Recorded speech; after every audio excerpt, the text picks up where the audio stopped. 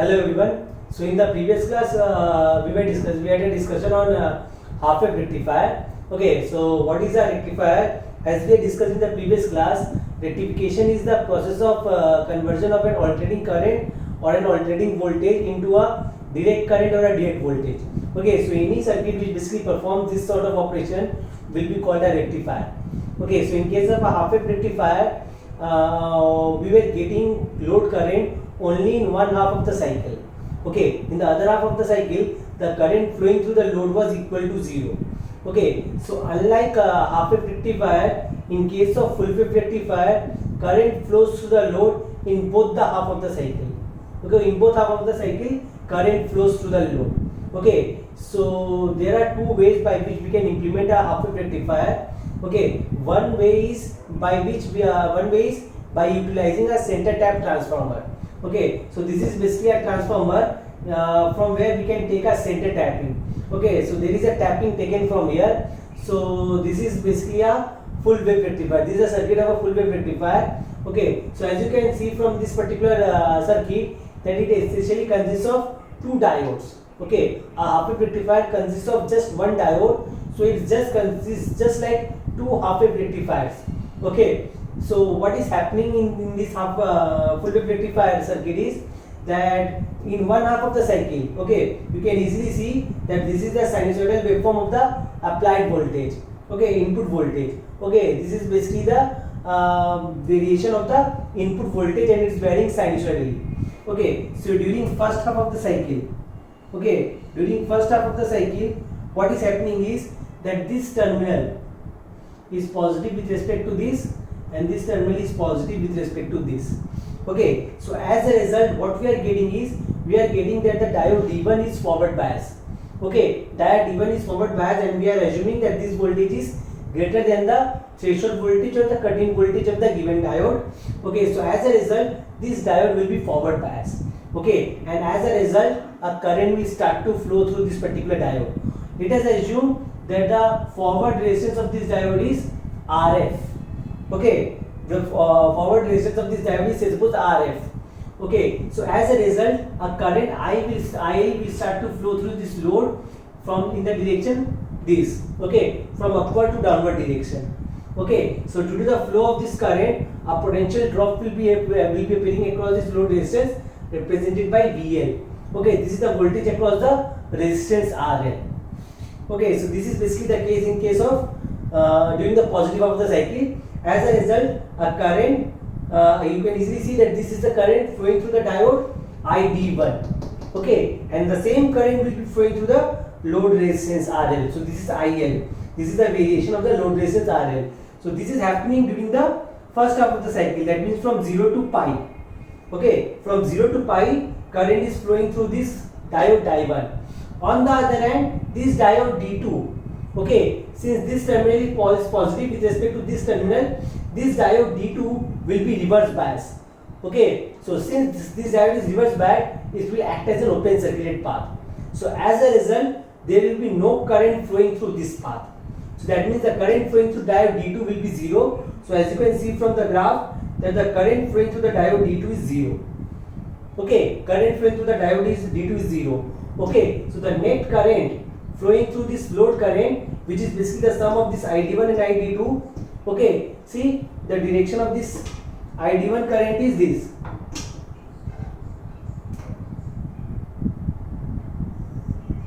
Okay, this is ID1 and this is ID2. Okay, so if I apply KCL at this node, okay, if I apply KCL at this node, then ID1 plus ID2 will be equals to IL. Okay, so during first half of the cycle, the variation of your current through diode D1 is somewhat like this and there is no current flowing through diode D2. So as a result, the net current flowing through the load resistance RL will be same as that of ID1. Okay, so during first half of the cycle, current will flow through the diode in this direction.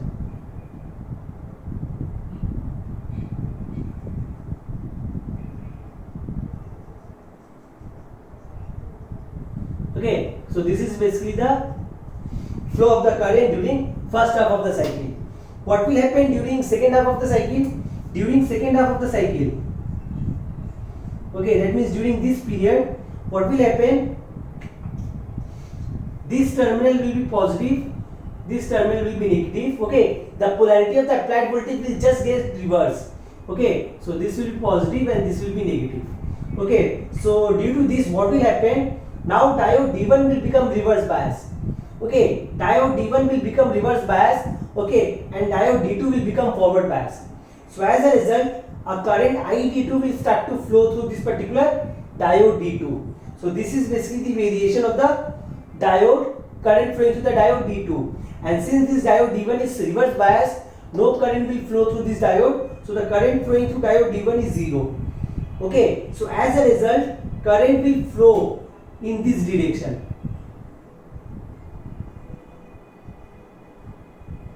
Okay, so there is a jumper, so it will jump and it will flow through this path.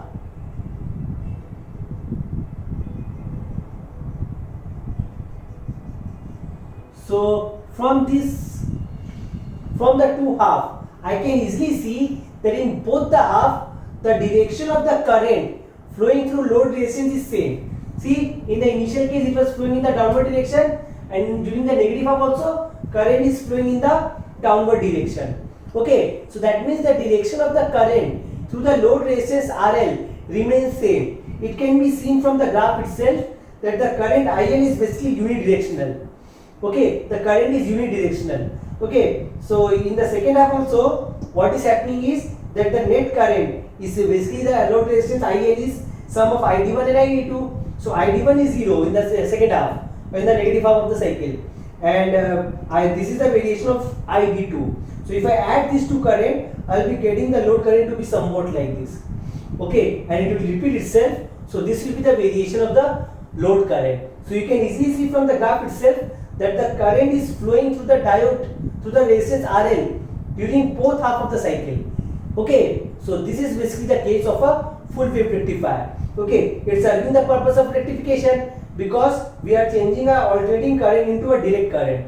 Okay, although there will be some ripples present in it, as we had discussed in the previous class, that we are not getting a constant direct current.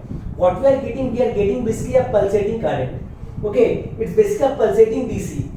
Okay, it's basically a pulsating DC, but the direction of the current flowing through resistance RL is same in both half of the cycle. Okay, so it's not a constant, it's basically a pulsating DC. Okay, so there will be some AC component present in it, and that we calculate amount of AC component present in it is being calculated using ripple factor. That will be seen later on. Okay, so this is basically the case for a full wave rectifier. There is one more way by which we can implement a full wave rectifier. Okay, this full wave rectifier basically utilizes a center tap transformer. There is a tapping from the center of this winding. This is primary, this is secondary, and there is a tapping from the secondary winding.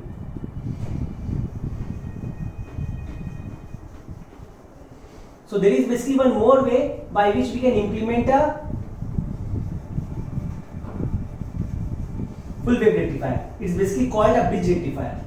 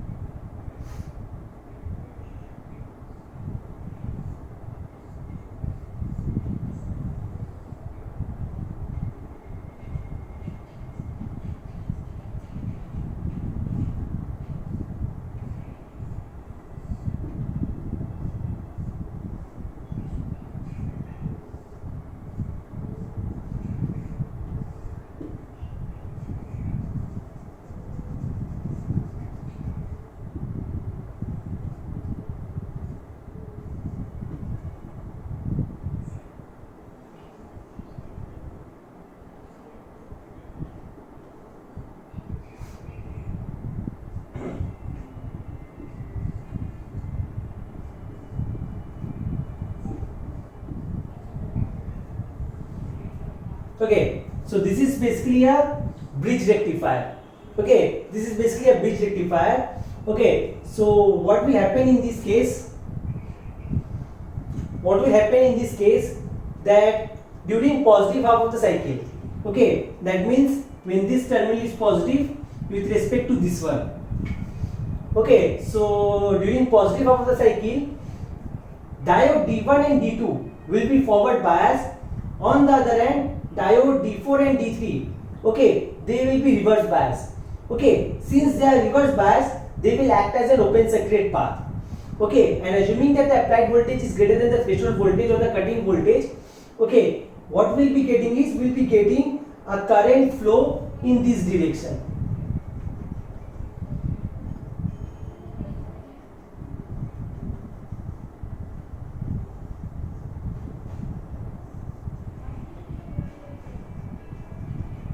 Okay, so basically a current will flow through the load resistance in this direction. Okay, that means from right to left. Okay, so this is basically the case during one half of the cycle. And what will happen during second half of the cycle?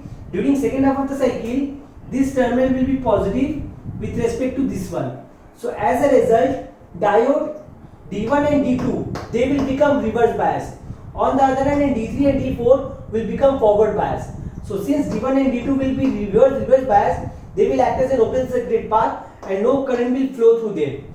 So what will happen? A current will start to flow through the load resistance in this direction. Okay, since this path is open, current will flow in this direction.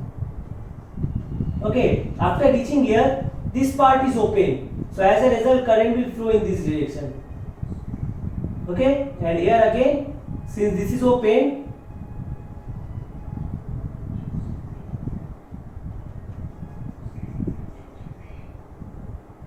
so you can easily see that in both the cases, current flowing, the direction of the current flowing to the load resistance RL is same. Okay, the current flowing to the load resistance RL is same. That means it's basically serving the purpose of a rectifier. Okay, so since current is flowing in both the half of the cycle, it is basically a full wave rectifier. Okay, such full wave rectifier is basically called a bridge rectifier because a bridge is basically being formed using these diodes. Okay, so basically there are two ways.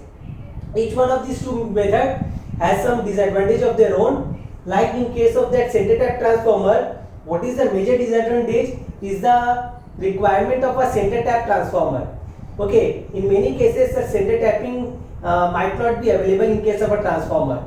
So in order to implement a center tap, a full wave rectifier using a center tap transformer, we require a center tap transformer which might not be available easily.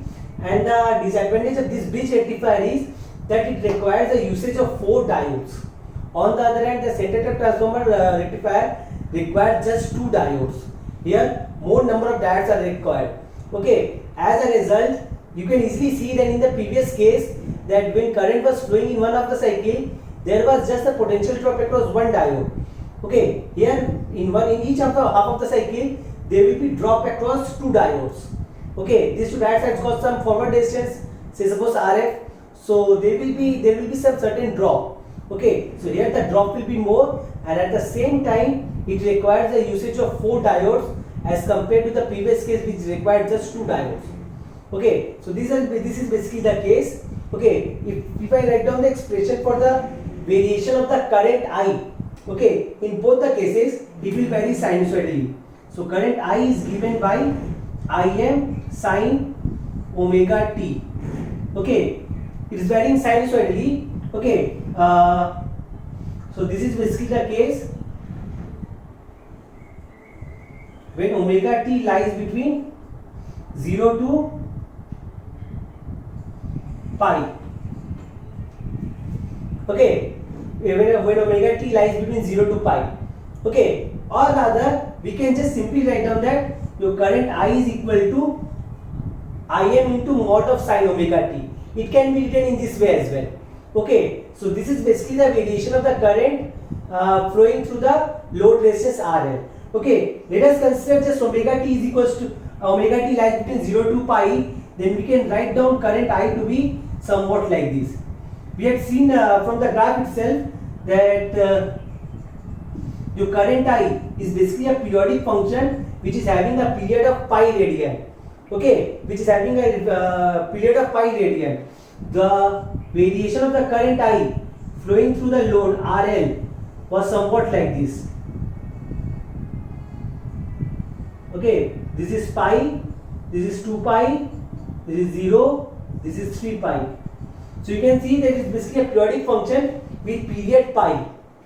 Okay, it's basically pi radian. Okay, so the current flowing through the load resistance RL is given by this relationship, where Im is the maximum value or the peak value of the current, and it is given by Im is equals to Vm divided by Rf plus RL. Okay, Rf is the forward resistance of the diode, so it's Rf plus RL. Okay, RL is the load resistance. So this is basically the peak value of the current flowing through the load resistance RL.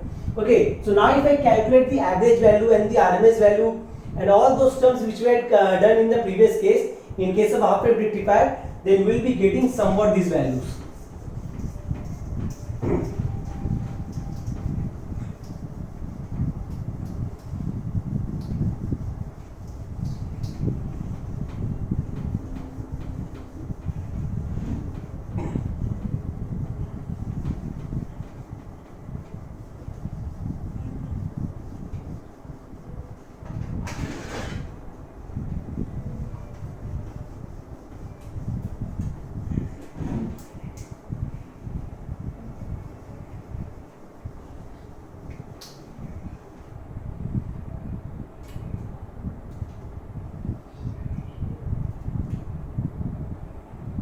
Okay, so let us start with the average value of the output current.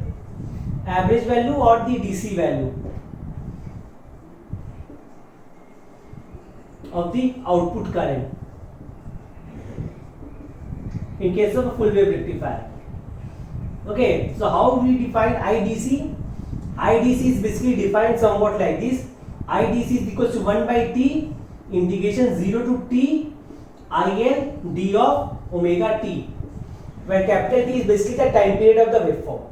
We have seen from the graph that the time period of the load current IL is nothing but pi radian. So what we will be getting in our case is 1 by pi integration 0 to pi Im sin omega T D of omega T. So how much is it coming out to be? It's Im by pi. Integration of sin theta is minus cos theta. So it's minus cos of omega T from 0 to pi. When I substitute omega T is equal to pi, we will be getting minus cos pi, and cos pi is minus 1. So minus of minus 1 will be equal to 1 plus cos of 0. Cos of 0 is again 1. So what we will be getting is, we will be simply getting Im by pi multiplied by 1 plus 1. So it's coming out to be 2Im by pi. So we can easily see that the DC value of the output current has doubled as compared to that of your half wave rectifier. In case of half wave rectifier, the DC value of the output current we got to be Im by pi. Here the DC value of the output current is 2Im by pi. So it has got doubled. So this is basically the average value or the DC value of the output current. Next, let us calculate the effective value or the RMS value of the output current.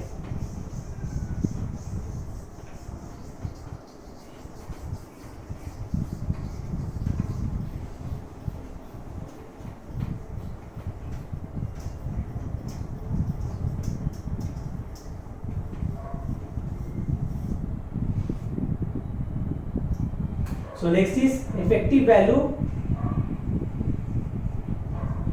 or RMS value.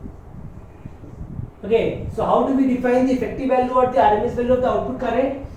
IRMS is defined as root over 1 by T integration 0 to T I square L D of omega T. In this way, basically we define the RMS value or the effective value of the output current. So in our case, the time period is nothing but pi. So it's 1 by pi integration 0 to pi Im square sin square omega t d of omega t. So in the previous class we had already seen that sin square omega t can be written in the form of using the multiple angle formula, can be written as 1 minus cos of 2 omega t by 2. So what we'll be getting is, we'll be simply getting root over Im square by pi integration 0 to pi 1 minus cos of 2 omega t whole divided by 2 d of omega t. Okay, so using the formula of multiple angle, I can write down sin square omega t to be somewhat like this. Okay, multiple angle formula is somewhat like this, that cos 2a is equal to 1 minus 2 sin square a. Okay, so from this we are getting this thing. Okay, so 2 term will come out to be common, so we will be simply getting root over Im square by 2 pi. Okay, so integration of 1 is omega t and integration of cos 2 omega t is sin of 2 omega t whole divided by 2 from 0 to pi. Okay, so you see in this term, when I substitute omega t is equal to pi, I will be getting cos sin 2 pi and sin 2 pi is 0, and when I substitute omega t is equal to 0, I will be getting sin 0, that is also 0. So that means this term is 0 at both these two values, at both the values, at the upper limit as well as at the lower limit. So this term will be simply 0. So we will be simply left with omega t is equal to pi. So we will be simply getting root over Im square by 2 pi multiplied by pi. So this pi term will get cancelled out, and what we will be getting is, we will be simply getting Im by root 2. Okay, in case of half wave rectifier, we got the RMS value to be Im by 2. If you remember, in case of half wave rectifier, we got the RMS value to be Im by 2. Okay, but here we are getting the RMS value to be equal to Im by root 2. Okay, it's Im by root 2. So this is the effective value or the RMS value of the output current.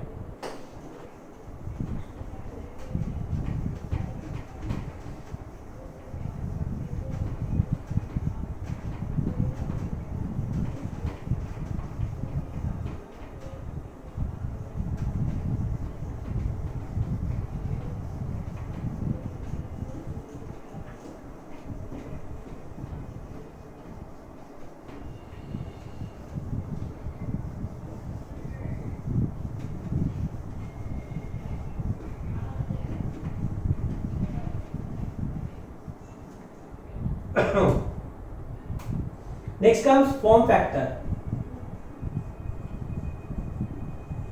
How do we define form factor? Form factor is basically defined as IRMS by IDC. In this way we define the form factor. So IRMS, how much was IRMS? It was Im by root 2. And how much was IDC? It's 2 Im by pi. So Im term will get cancelled out, and what we'll be getting? We'll be simply getting pi by 2 root 2. Okay, how much value did we get in case of a half wave rectifier? We got pi by 2. Okay, here we are getting pi by 2 root 2. So in the previous case it was 1.57 approximately. Here we will be getting form factor to be equal to 1.11. Okay, it's around 1.11. So this is basically the form factor. On the other hand, ripple factor. How is ripple factor defined? It's basically gamma. Ripple factor is represented by gamma. So it's RMS value of the AC component present in the output divided by the DC value of the output current. As we had discussed earlier, that this rectifier is unable to get us a constant value of output current. Okay, we are basically getting a pulsating DC. That means an AC component is superimposed upon the DC component. So there is some ripple present in the output current. So ripple factor basically is a measure of the amount of ripple present in the output current. Okay, so it's nothing but RMS value of the AC component of the output current Okay, the AC component present the output current.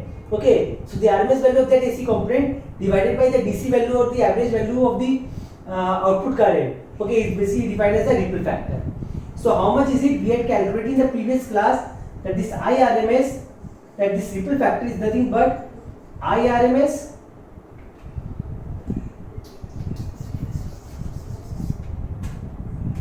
it's nothing but root over IRMS by IDC whole square minus 1.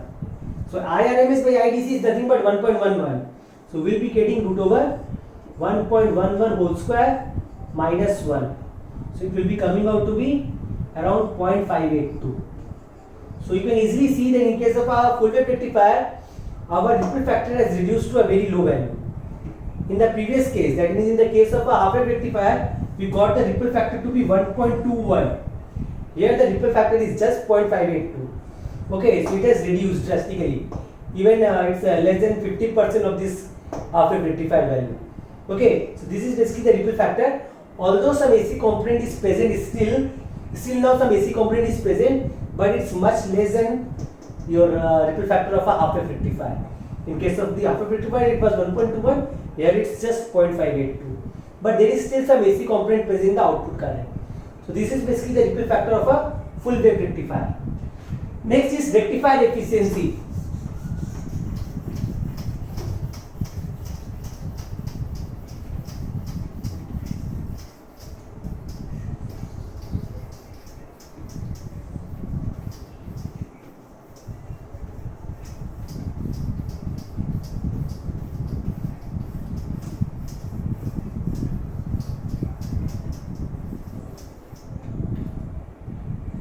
Next is rectifier efficiency. How is rectifier efficiency defined? Is defined as the represented by eta. It's nothing but output DC power by input AC power expressed in percentage. Okay, so how much is the output DC power? It's nothing but IDC whole square multiplied by RL. On the other hand, what is AC input power? AC input power is nothing but IRMS whole square multiplied by RF plus RL expressed in percentage. So if you express in percentage, we have to multiply by 100. So how much is IDC? Okay, or the average value, it was IM by pi whole square. And what is IRMS? IRMS is IM by root 2. Sorry, it's 2 IM by pi. IM by pi was in case of your half wave rectifier. In case of full wave rectifier, it's 2 IM by pi. Okay, multiplied by 1 divided by 1 plus RF by RL into 100. So this IM term will get cancelled out. And what will be left with? Will be simply left with 4 multiplied by 2, that means 8. 8 by pi square into 1 by 1 plus RF by RL into 100. So it will be coming out to be equal to 81.2 whole divided by 1 plus RF by RL. Okay, so from here we can see that the maximum rectifier efficiency possible is 81.2%. Okay, and that will be the case when RF is 0. That means if we consider it to be an ideal diode. Okay, that means the forward state resistance RF is 0. Or if RF is very much less as compared to RL. At that time also we can ignore this RF if RF is very much less than your RL. Okay, if or other RL is very much greater than your RF. So at that time this term will be negligible. So we will be getting the rectifier efficiencies to be 81.2%. So the maximum possible rectifier efficiency is 81.2%, which is just the double of what we got in case of a half wave rectifier. In case of a half wave rectifier, the maximum possible rectifier efficiency was 40.6%. Okay, it was 40.6%. Here it's 81.2%. Okay, so this is the rectifier efficiency. Next we are moving on to the transformer utilization factor.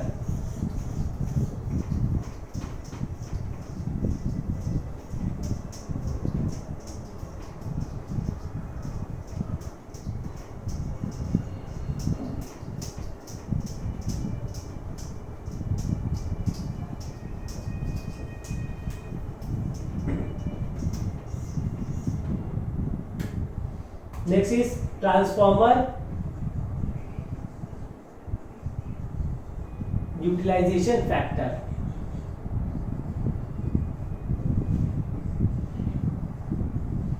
Or TUF. So how is it defined? Transformer utilization factor is basically defined as the output DC power divided by rated AC power of the transformer. Okay, rated AC power of the transformer. Okay, so in case I was just considering the rated AC power of the secondary of the transformer, let us just consider the secondary part, that transformer utilization factor of the secondary winding. So the output DC power is IDC whole square multiplied by RL. And what is rated AC power? It's Vm by root 2 multiplied by IRMS. Okay, so IDC, how much is IDC? It's 2Im by pi whole square multiplied by RL. Okay, how much is Vm? Okay, as we had discussed earlier, your Im is given by Vm divided by Rf plus RL. So Vm will be equals to Im multiplied by Rf plus RL. Okay, so it's simply Im multiplied by Rf plus RL whole divided by root 2. Okay, and how much is IRMS? IRMS is Im by root 2. So this Im term will get cancelled out. Okay, and what will be left with? Will be simply left with 4 multiplied by 2, 8 by pi square into 1 by 1 plus Rf by Rl. So this is the transformer utilization factor of the secondary of the rectifier circuit, a full rectifier circuit. So the maximum possible transformer utilization factor will be 8 by pi square, and that will be happening when this Rf is very much less as compared to this Rl. So this is basically the transformer utilization factor. The last thing which we are left with is basically the peak inverse voltage. Okay, we had discussed about the peak inverse voltage in the last class. So what is your peak inverse voltage? Peak inverse voltage is the maximum reverse bias voltage that is applied across the diode. Okay, so this is basically the maximum reverse bias voltage applied across the diode. Okay, so obviously this peak inverse voltage should be less than the rated peak inverse voltage of the diode as provided by the manufacturer. Okay, manufacturer always provide this rated peak inverse voltage, okay, in their data sheet. Okay, so depending upon the breakdown voltage of the diode. So the peak inverse voltage should be always, care should be taken while designing the rectifier circuit, okay, that the peak inverse voltage should not exceed the this rated value of the peak inverse voltage. Okay, so peak inverse voltage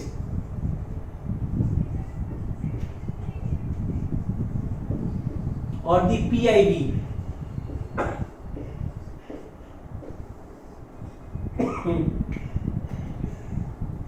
okay, so if we consider a center tap transformer,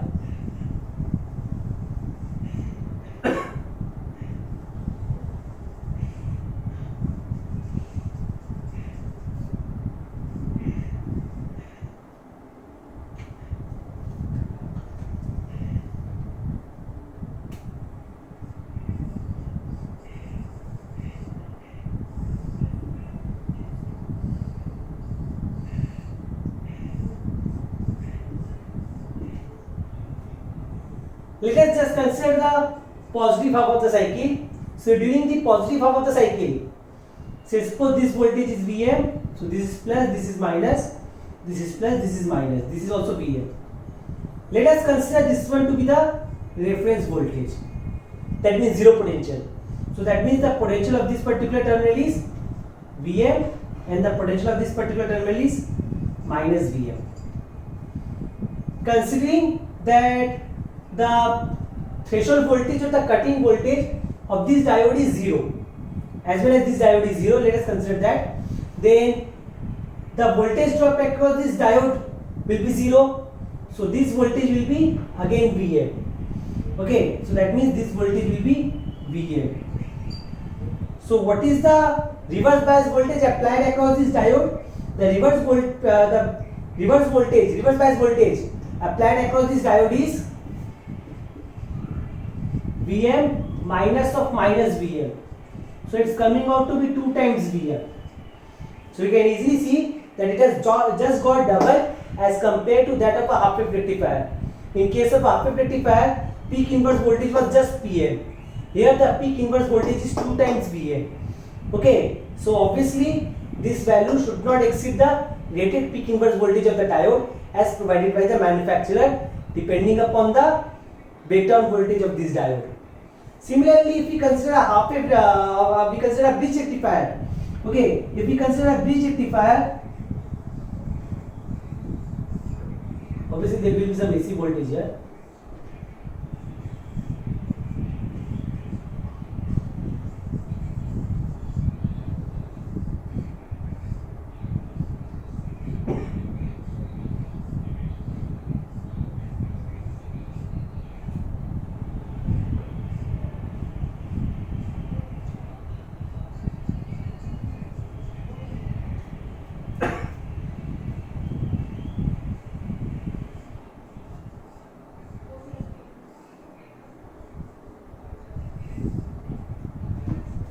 Okay, so let us consider just the positive half of the cycle. This is Vm.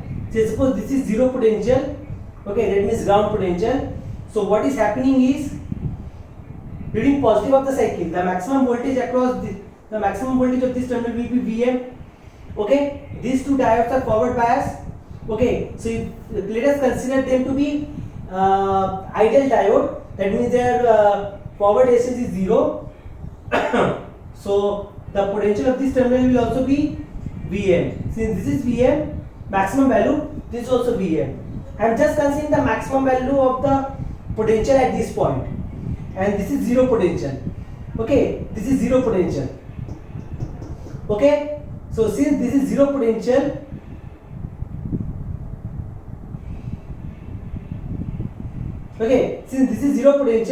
this terminal will be zero. Okay, because what is happening is that during positive of the cycle, your current is flowing in this direction. These two diodes are basically forward biased. Since these two diodes are forward biased, the voltage drop across them will be zero. Okay, we are considering just the ideal case. So what is happening is that there is no potential drop across this diode. So this is zero potential. So all this terminal will be zero. So what is the reverse bias voltage applied across this diode? It's simply Vm minus 0. So it's simply coming out to be Vm. So in case of a bridge rectifier, peak inverse voltage is Vm. On the other hand, when we are using the center tap transformer, the peak inverse voltage is 2 times Vm. Okay, so this was your full wave rectifier. Thank you everyone.